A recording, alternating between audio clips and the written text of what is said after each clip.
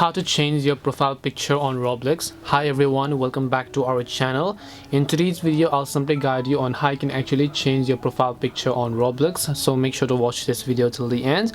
In order to actually change your profile picture on Roblox, all you have to do is first of all just go ahead and launch the Roblox application here.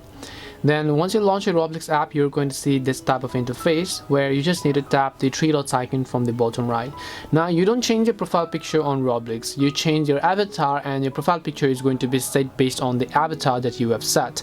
So in order to enable this, you want to simply go to the avatar shop, which is at the top left of the screen, and then here you'll be able to see your profile. So you can add some accessories based on the Robux that you want, or you can also just go to characters and then you can choose one of the free characters as you wish, because there are many free characters.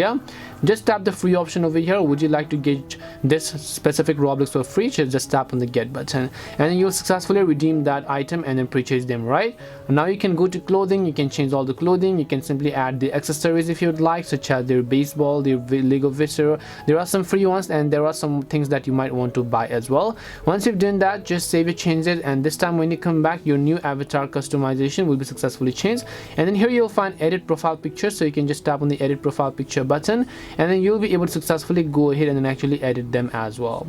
That's simply how you can change the profile picture, or more importantly your Roblox avatar. We hope the video was really helpful, and if it did help you, make sure to leave a like and subscribe to the channel. If you have any questions though, feel free to leave them down. Thank you very much for watching till the end of this tutorial, and see you in the next video.